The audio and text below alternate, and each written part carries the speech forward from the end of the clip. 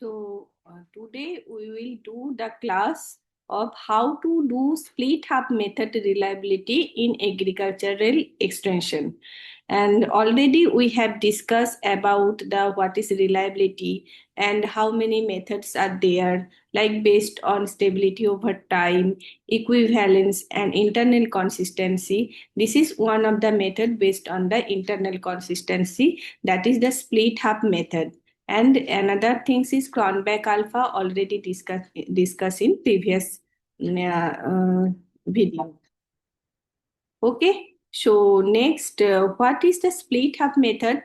In this method, the first half forms the first part of the entire test scale, and second half forms the remaining part of the test or scale. Means one schedule, if you develop or questionnaire or test index anything, and then this instrument you will split the two halves. Okay, first half and second half. Both halves are normally of equal length, and they are designed in such a way that each is alternate form of the other. Estimation of the reliability is based on correlating the result of the two halves of the same test. In contrast, the test, retest, and alternative form of method, the split half approach is usually measured in the same time period, not the different time period. Means same time period.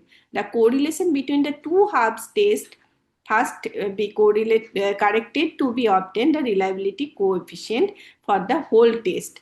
Means if mostly we are doing that first halves, that this is the alternative forms, we can see that one number question, three number question, like odd number and even number, two halves we divided into two halves, and first half we will ask the question the same individuals, means same respondents, and second half, and then both are correlate with each other, correlation coefficient or reliability coefficient for the whole test is the mostly that if it is higher level, then this is the reliable. So this is one of the example here.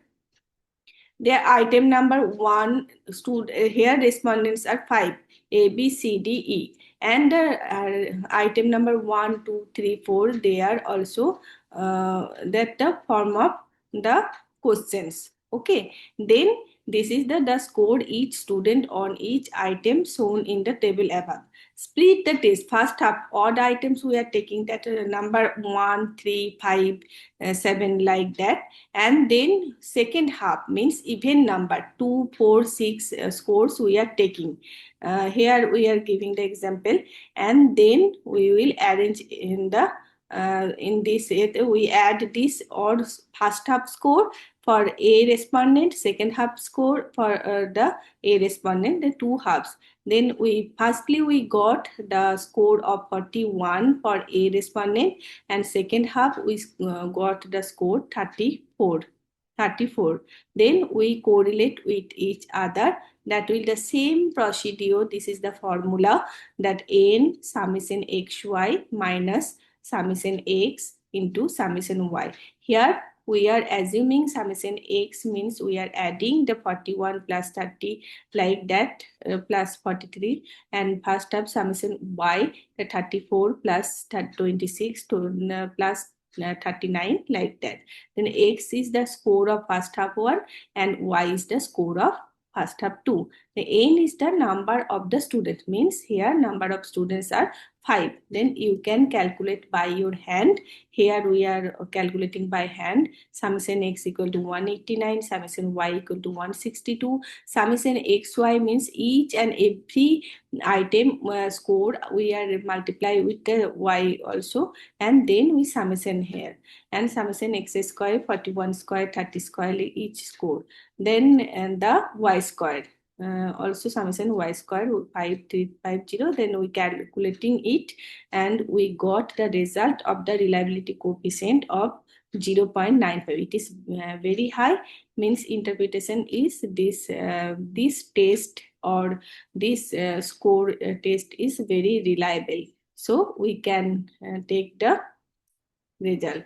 An advantage and disadvantage of split up approach. The first, it is very effective for memory discussed previously does not operate with this approach.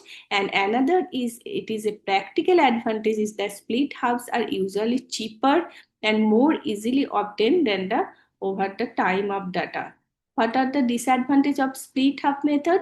The test must be parallel measure. That is, the correlation between the two hubs will vary slightly depending on the how the items are divided. Already we have divided here. We gave the example that it odd number and even number like that. So this will be very careful. And another scientist suggests that using the split hub method when measuring variability of behaviors over short period of time when alternative forms are not available.